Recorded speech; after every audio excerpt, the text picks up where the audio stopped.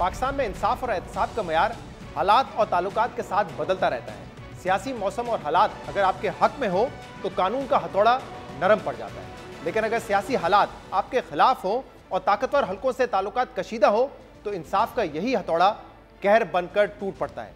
आज से 4 साल पहले शरीफ खानदान के ताल्लुकात ताकतवर हलकों से कशीदा थे तो इस खानदान को मुख्तलिफ मुकदमात और गिरफ्तारियों का सामना था, मगर आज हालात बदल चुके हैं।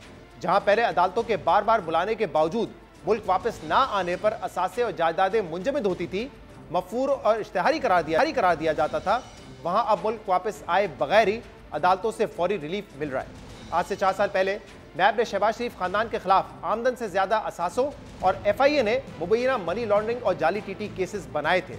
इस केस में शहबाज शरीफ और हमजा शहबाज को 2 माह कबल फर्द जुर्म आयद होने से पहले ही बरी कर दिया गया है और अब इस केस में सुलेमान शहबाज को भी 4 साल तक मफरूर और इश्तिहारी रहने के बावजूद 4 रोज पहले हिफाजती जमानत मिल चुकी है।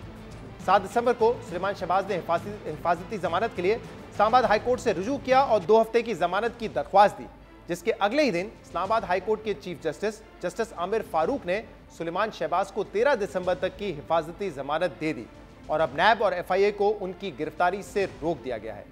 जिसके बाद आज सुबह सुलेमान शहबाज लंदन से बरास्ता सऊदी अरब पाकिस्तान वापस पहुंच गए और उनकी वतन वापसी पर वजीर आजम शहबाज शरीफ और उनके वालिद ने उनका हारों से इस्तकबाल किया।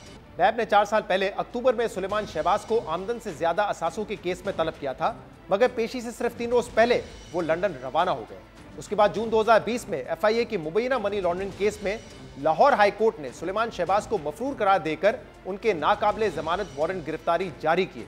अदालतें सुलेमान शहबाज को मुसलसल पेश होने के अहकाम देती रही। मुख्तलिफ वादा माफ गवाहों ने सुलेमान शहबाज के खिलाफ शहादतें दी। अदालतों ने सुलेमान शहबाज के असासे नीलाम करने के अहकाम दिए, मगर सुलेमान शहबाज पेश ना हुए।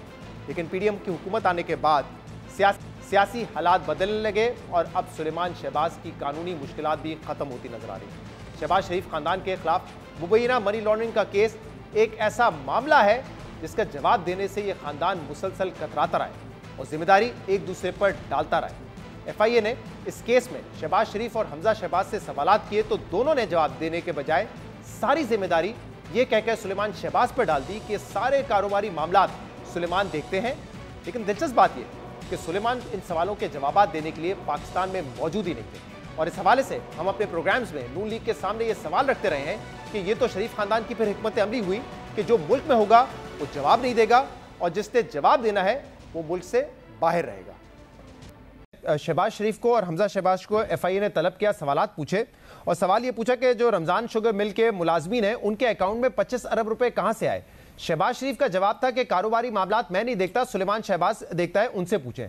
हमजा शहबाज का ये कहना सियासत में बड़ा मसरूफ था इसलिए मुझे नहीं पता कि ये रकम कहां से आई। अब सुलेमान शहबाज को सब कुछ पता है लेकिन वो बैठे हुए बरतानिया में। ये बाकायदा ऐसा लगता है कि बाय स्ट्रेटजी किया जाता है कि जिसको कारोबार करना है वो बाहर रहेगा और वो अदालतों का सामना नहीं करेगा ताकि उसको जवाब ना देना पड़े। जो पाकिस्तान में होते हैं वो कह देते हैं कि फलां से पूछे जो कि बाहर बैठा हुआ है। मामला ये है कि ये सिर्फ मामलों को, कारोबारी ट्रांजैक्शन को उलझाया जा रहा है। ये बात 100% नहीं 1000% दुरुस्त है कि शरीफ फैमिली या मियाँ शहबाज शरीफ फैमिली का जितना भी बिजनेस था उसको सिर्फ जो है वो सलमान शहबाज साहब देख रहे थे। अब सुनी जाएगी और उनको इंसाफ दिया जाएगा, वो आगे सारी चीज एक्सप्लेन कर देंगे, सारी चीज वाज़ेह कर देंगे वो। अच्छा, मतलब हमजा शहबाज को उम्मीद है कि उनकी बात सुनी जाएगी इसलिए वो पाकिस्तान बैठे हुए हैं। शहबाज शरीफ साहब को उम्मीद है कि अदालतें उनकी बात सुनेंगी इसलिए वो पाकिस्तान बैठे हुए, लेकिन सुलेमान शहबाज को उम्मीद नहीं है कि उनको इंसाफ मिलेगा इसलिए वो बरतानिया बैठे हुए हैं। ये कैसी लॉजिक है सर?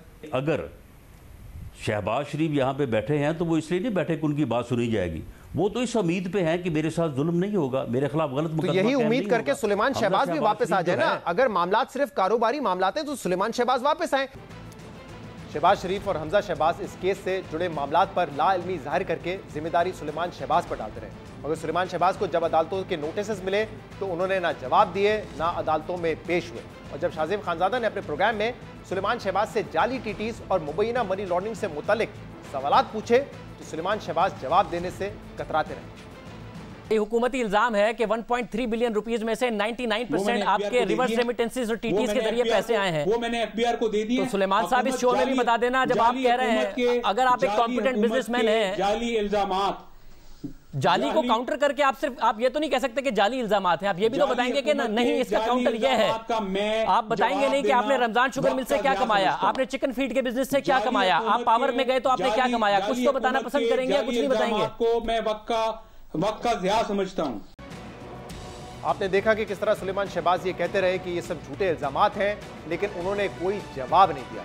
हम पहले भी अपने प्रोग्राम्स में ये बात करते रहे कि इस मुल्क में सियासी मफादात हासिल करने के लिए एहतसाब को हमेशा टूल के तौर पर इस्तेमाल किया जाता है, जिसकी वजह से अक्सर गलत केसेस में महीनों और सालों जेल में रहना पड़ता है।